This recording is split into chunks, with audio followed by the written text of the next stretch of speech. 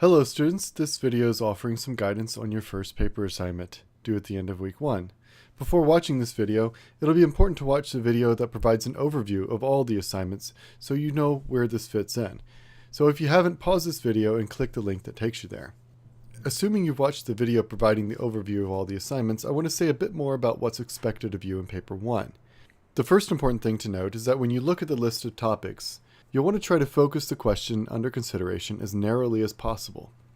Many of these questions are quite broad, and to try to tackle them as they stand will be virtually impossible in a relatively short paper.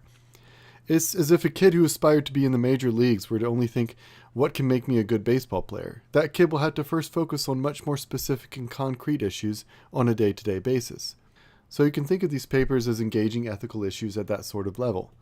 This won't mean you have all the answers, of course, but what it will do is help you learn how to think about the various ethical questions and problems we face. The second important point is that this isn't really an essay, but an exercise. And as an exercise, it has a very specific focus, which is to help you identify and think about the issues that need to be considered when addressing a certain ethical problem. And you also will be focused on constructing a good thesis statement that expresses a concrete position on that problem. This means that, aside from the thesis statement, you shouldn't be trying to defend your own view. In fact, for the most part, we're trying to back away from our own views here. What I mean by that is this. When we're presented with an ethical problem, all of us will sometimes have spontaneous reactions or positions that we will take without really having thought them through. What we're trying to do in this course is something a little different, to learn what's involved in being more reflective, more thoughtful, and more reasonable about moral questions. And a major component to that is being able to stand back and take into consideration the different issues, concerns, facts, values, and other such things that bear on the broader ethical problem. Now, some of these considerations will end up being reasons to support your position, but others may, at least initially, seem to support a different position. To offer a rational defense of one's own view means being able to address all of these, not just the ones that seem to support your own view. More broadly, to think critically about ethical issues requires being able to recognize that these issues are often quite complex. So you might discuss the way that this issue affects our lives. Or you might identify some well-known, long-standing values or moral rules that are put to the test by this issue. Perhaps there's a serious dilemma involved here, where there seems to be equally strong support for opposite positions. Or you might want to point out people that are affected by this issue, whom we might sometimes overlook. Again, you want to show me what kinds of things are going to have to be considered and taken seriously when forming and defending any position on this question. Here's some examples to get you on the right path. Note that these are dealing with topics that aren't ones that you can write on, they're just offered for illustration purposes. If I was writing about abortion, I might want to consider certain facts, such as that abortion ends a life, that this life is genetically human, whatever else it might be, that this genetically human being lacks certain qualities that most other humans have, that many women find themselves in situations where having a baby would be devastating, that some women have been raped or would be physically or psychologically harmed by having to carry a baby to term. I might want to consider certain social values, such as that we usually think is wrong for pregnant women to do things that harm the fetus, like smoking or drinking. That almost everyone in our culture would consider killing a recently born baby to be wrong. And also that women are to be regarded as capable of making their own choices about the reproductive lives in their bodies, and that certain babies might be regarded as undesirable for various reasons.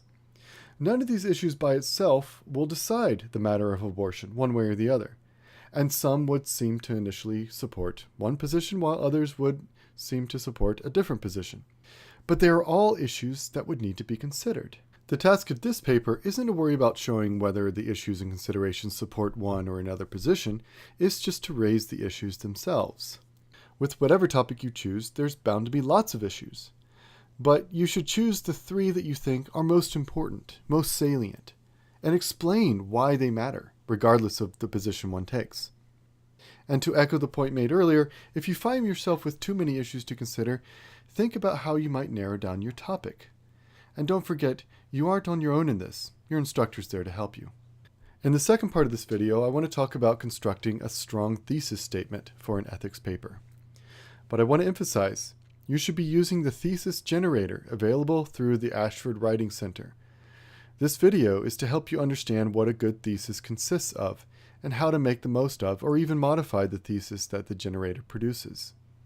A thesis statement serves as the backbone of your paper, or if you like, it states the central idea of the paper, around which everything else revolves. Every part of your paper is meant to, in some way, explain and defend that thesis. So it's really important to construct a thesis that's focused enough that you can defend it in the space given in your paper, and for that thesis to be clear, concrete, and specific, and to include a statement of the primary reason or reasons for that position. Let's look at some examples of some strong and some weaker theses.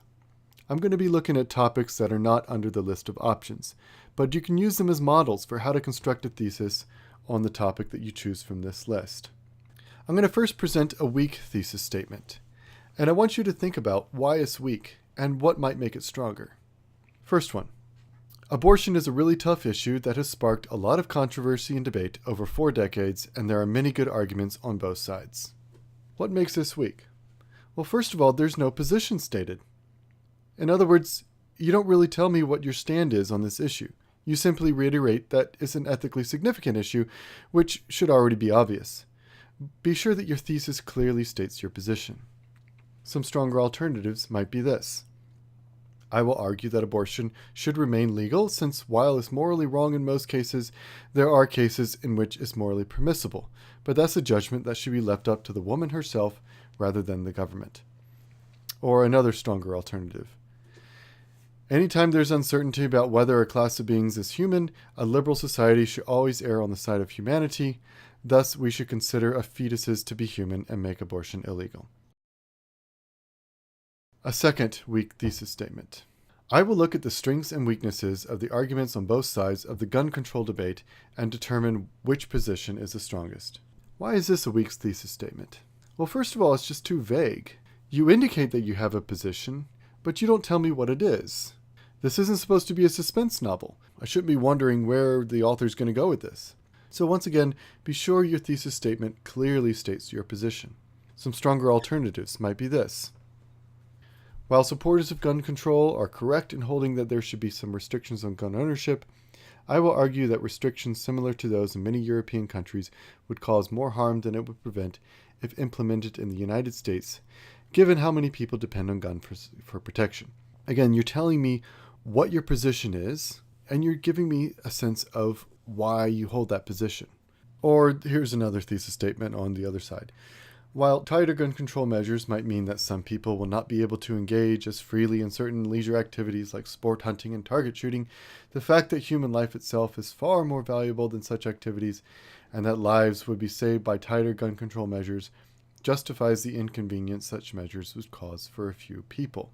Again, a very clear statement of what your position is, and you give me a clear sense of the reasons that you're going to be trying to explain that you think defend this position. Here's a third example of a weak thesis statement. I believe that doctors have an obligation to always respect the rights of their patients. Why is this one weak? Well, it's too vague about some of the key terms. Be sure to watch out for terms like rights and respect and freedom and others that might mean very different things. You want to instead be as specific as you can. In the alternatives below, notice how the rights in question are specified, and what it means to respect a patient and what it doesn't mean are also clarified. So here's one stronger alternative. A patient always has the right to be told the truth by his or her doctor, so that he or she can make the most informed decisions even when telling the truth results in greater harm than good. Or, a patient has the right to the most effective form of treatments possible from her doctor, and if a doctor believes that a patient will be better treated if they aren't aware of the whole situation, then it's permissible for the doctor to lie. So you're specifying what the rights are, you're specifying what respect might mean, and so forth, rather than just vaguely saying the word rights. A fourth example. Criminals are scourges on society, and it's ridiculous to think they deserve to keep living. Obviously, this one's on capital punishment. What makes it weak? Well, for one thing, it's too extreme, it's indefensible, and it uses inflammatory language. This is a formal philosophical essay, not a screed, not a Facebook post or a blog comment, not a conversation among friends. So make sure your position can be adequately defended with reasons and evidence, and that you maintain a respectful, formal tone. Some stronger alternatives on this topic. When someone knowingly and deliberately takes the life of someone without just cause, the only kind of punishment that truly fits the crime and that satisfies the demands of justice is to have his or her own life taken in return. So that's essentially saying the same thing as the weaker thesis, but you can see hopefully how it says it in a much more respectful tone. It is the kind of statement that can be defended by reasons. Or alternatively, on the other side, it's never right to take the life of an innocent person, and since there is always a possibility that we might execute an innocent person, capital punishment is not justified. A fifth example of a weak thesis statement, this time on the topic of prayer in schools. Everyone has their own religious beliefs, and who are we to force them to pray if they don't want to? What makes this one weak? Well, it's a rhetorical question, not a statement. Remember that this is a thesis statement. In fact, it's usually a good idea to avoid using rhetorical questions anywhere in your essay. Ideas are almost always communicated much more clearly and precisely when they're stated positively and directly. But especially in your thesis statement, you should avoid these kinds of questions. Some stronger alternatives might be this. Since public prayer implicitly expresses an endorsement of religious belief, officially sanctioned prayer in public schools constitutes a violation of religious freedom and should not be allowed. Or, while official school prayers are a violation of religious freedom, banning any student-led prayer gathering on campus grounds is equally a violation of religious freedom. So both of these, again, are stating a position in a concrete, positive, direct way. Again, remember that a thesis announces your position and is something you can argue for. I should know what conclusion you'll be trying to defend on this topic, and the primary reasons supporting that conclusion. If it's simply a statement of the problem or a rhetorical question, I don't know what your position is. If it's too broad or too vague or too extreme, you won't be able to effectively argue for it. Again, you're going to be using the thesis generator from the Ashford Writing Center to craft at least an initial thesis statement. But hopefully by following these guidelines, you can understand what goes into a good thesis statement and how you might revise the thesis statement that the generator provides. Good luck, have fun with this, and I look forward to reading your first paper.